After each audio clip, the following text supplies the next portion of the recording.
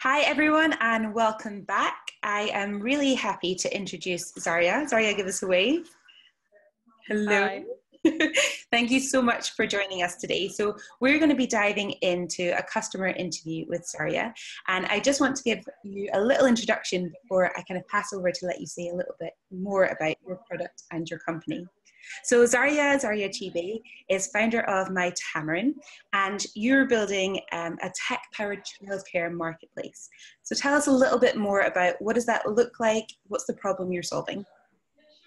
Yeah, thank you, Lizzie, and thank you for having me. So look, childcare is a really large market. It's 11 billion in value in the UK alone, but it's also like a big problem for parents because the market is very much underserved and dated and very much technology starved.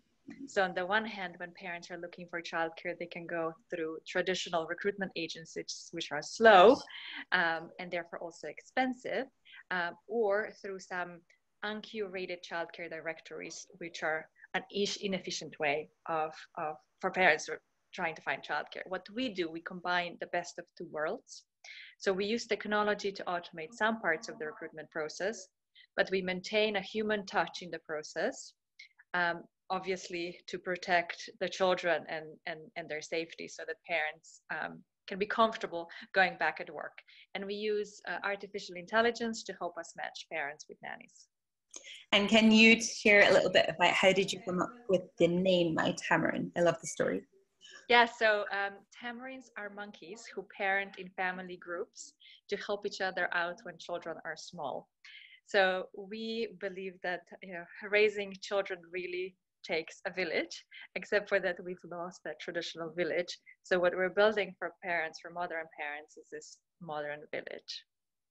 Thank you. So as a marketplace, what is your team size at the moment in terms of the team who are supporting the build at the minute? Yeah, so we are currently 5 people. So in addition to myself, I have a data scientist who's helping with all the algorithms as well as supervising the development of the technology. We have a psychologist who's also an experienced recruiter.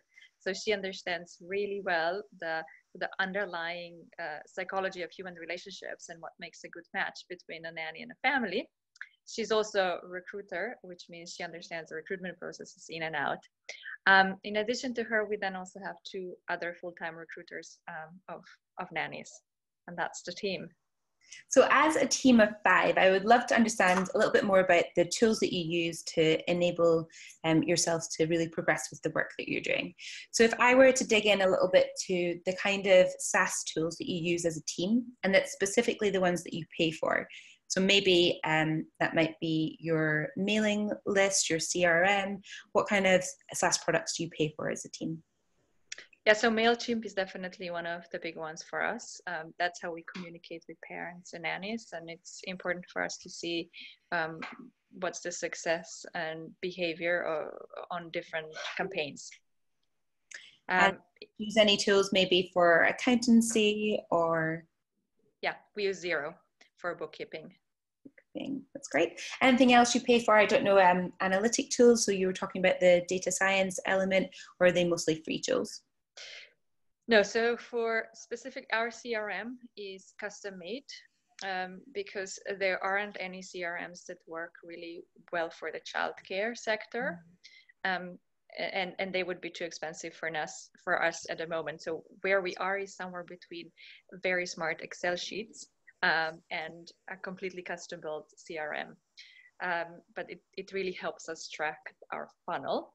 We're currently working on how we're going to integrate that end to end from like Google and other advertising through our webpage through like sort of at the end of conversion. We pay also for Mandrill, which is part of MailChimp, again, for our automatic emails. And then we don't pay for Slack, although we use it. And I am not a fan of Slack, specifically when it comes to communication. I believe that communicating in person or live, it's much faster and therefore much more efficient. So I'm trying to get actually everyone off Slack, off messaging, off email. And because we're a small team, that shouldn't be a problem. We all sit together so we can talk as opposed to text each other. Right. And so do you have anyone remote in the team, or are you all physically together?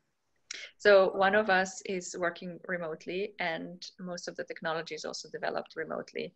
Right. So Do you we use did, Zoom or? no, we actually don't use Zoom. We use Skype Right. For our weekly calls, Yeah. and then Slack Yeah. Nice. for those daily interactions. Okay. So thinking more about your specific as a founder, what personal SaaS products do you pay for? So these might not be, the whole company might not need them, but things that you do use specifically as a founder. There isn't much more that we pay for. I am running quite a tight ship. We've basically bootstrapped so far. So even though it's, you know, £20 per month or whatever, we're trying to save on those. And so I think those that we've gone through, it's probably everything that we pay for. It covers it all. So definitely thinking about that in terms of your bootstrap journey. I'd love to understand more about how has that been for MyTamarin? How has the funding looked? Aside for grants, what other kind of funding have you accessed?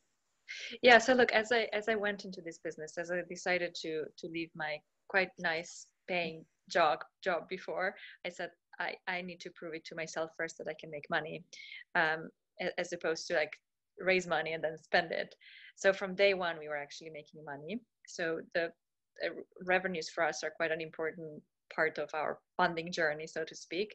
We were fortunate enough to also win one of the Innovate UK grants, and I've put on some of my own money in as an investment. We are currently fundraising though, because we believe we're in a position where we need to start growing faster.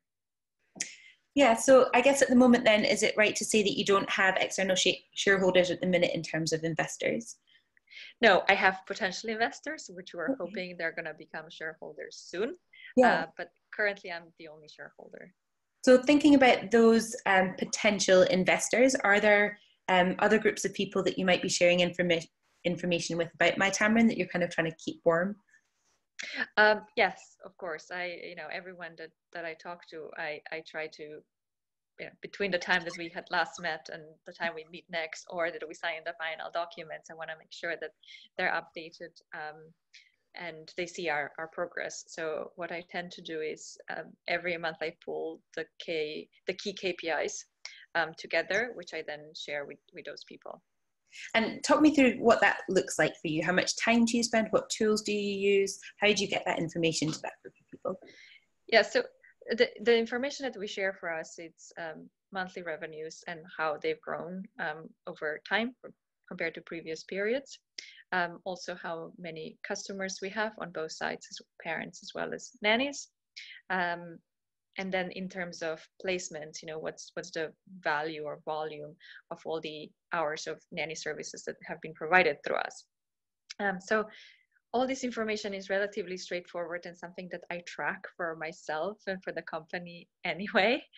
So it just comes off of my Excel sheets that are custom made, but fairly simple for me to follow. So I don't use anything in particular or anything specific beyond that, but I do then share this via emails in no other fancier way. Yeah, and is that just in the body of the email? Do you make a PDF and send it? What does that look like? No, it's just in the email. It's really just a few lines. And it's not worth my time to make it pretty. Right. So this is definitely all hypothetical, what I'm going to ask you next, but when you hopefully do raise the investment, have those people as shareholders and continue your updating, what would you love that engagement and relationship to be like? What would the perfect scenario be for you? Yeah, I think obviously it's important to keep investors updated on the progress of the company. And that, in my opinion, probably like you have to find a good frequency, which depends on the type of business and how frequently things change or evolve.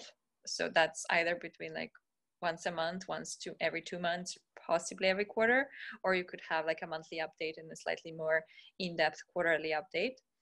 I think it's important to find a way that doesn't take away too much extra time from the team, but at the same time satisfies the investors, because the worst thing I think that can happen is that you're sending them some information that seems to them incomplete, and then they sort of individually come back to you with follow-up questions. Right, because then I guess then the time sink is then even further if you have to follow up. Exactly. So what do you think for you that cadence might be, just in terms of your own reporting? When do you feel is a good frequency for updates? Well, I definitely track all the key KPIs on a monthly basis. But because our ticket, so average revenue for customer is actually relatively high, so over 1,000, the frequency isn't that high. So and we have some seasonality in the business. So for me, like the better way to look at the progress is on a quarterly basis. Whether, how we're going to agree to report with our investors, that remains up for the debate, and it's going to be a good problem to have, hopefully, in the next couple of months. Yes, hopefully we will circle back and you'll have good news the next time we speak. So thank you so much for giving us your time today, for joining us for that customer interview. So that's Zarja from MyTamarin. And where can people check out MyTamarin and find out more? All right, thanks, Lizzie. That was good. Take care. Thank you. Cheers. Bye. Bye.